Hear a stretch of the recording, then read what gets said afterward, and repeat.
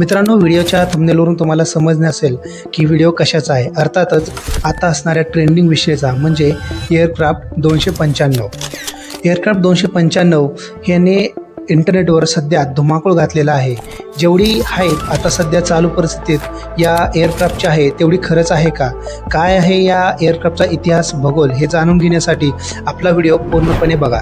आता जशी सिच्युएशन चालू आहे, सगळीकडे वॉर चालू आहे, खूप साऱ्या कंट्रीजमध्ये महागाई वाढली आहे आणि यातून भारतही सुटलेला नाही आहे. तुम्ही म्हणसाल या एअरक्राफ्टचा आणि या वॉरचा काय संबंध? तर संबंध आहे.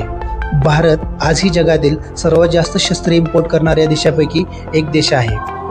तर नुसत्या सिप्रीच्या रिपोर्टनुसार भारतातील डिफेन्स सिस्टीमचा सर्वात मोठा बजेटचा हिस्सा हा परदेशातून शस्त्रे, विमाने, फायटर जेट्स इम्पोर्ट करण्यामध्ये जातो.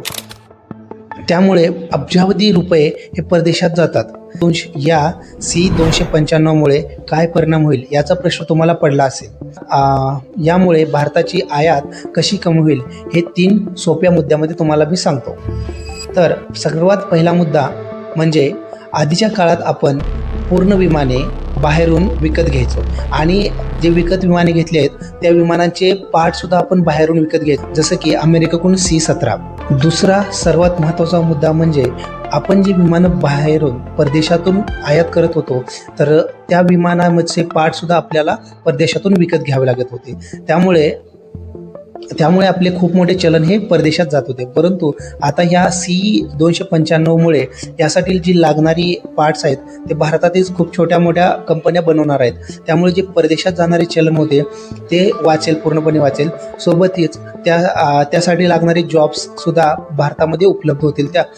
आणि तिसरा महत्त्वाचा पॉईंट म्हणजे हे एक एअरक्राफ्ट नसून हे एक मेड इन इंडिया आत्मनिर्भर भारत याची पायाभरणी आहे.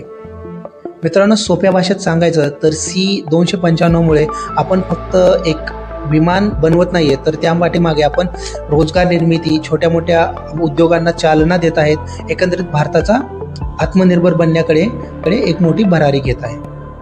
जर या विमानाच्या ताकदीबद्दल बोलायचं झालं तर हा भाऊ एकदम रफ अँड टफ आहे, एकदम खालीसारखा. याचा उपयोग म्हणजे सैनिकांना सीमेवरती पोहोचवण्यासाठी किंवा सैनिकांपर्यंत योग्य ती औषधीय मदत किंवा छोट्या मोठ्या वस्तू पोहोचवण्यासाठी होईल. यामुळे आपल्या भारतामध्ये जर काही ठिकाणी आणीबाणीच्या काळात लागणारी वैद्यकीय मदत ही हा विमान पोहोचू शकेल. पहिली सर्वात महत्त्वाची गोष्ट म्हणजे आपण जरी याला आता अभिमानाने मेड इन इंडिया म्हणत असलो तरी एक गोष्ट लक्षात घेण्याजोगी आहे, जी म्हणजे या विमानाचे हार्ट म्हणजे या विमानाचे इंजिन ते आपण आजही परदेशातून इम्पोर्ट करत आहोत. सध्या आपण विदेशातून वेगवेगळे पार्ट्स इम्पोर्ट करून ते आपण इथे असेंबल करत आहोत. आपल्याला स्वतःचं 100% विमान बनवण्यासाठी अजूनही खूप मोठा पल्ला गाठायचा आहे.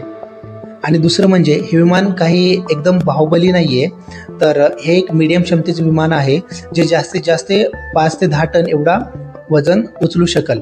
जर आपल्याला रणगाडी किंवा मोठे एकदम सामग्री आपल्याला युद्धक्षेत्रात न्यायची असेल तरी आजही आपल्याला C-17 सारख्या विमानावरती अवलंबून राहावं लागते. तर मित्रांनो, हा होता आपल्या एअरक्राफ्ट C-295चा इतिहास आणि भूगोल.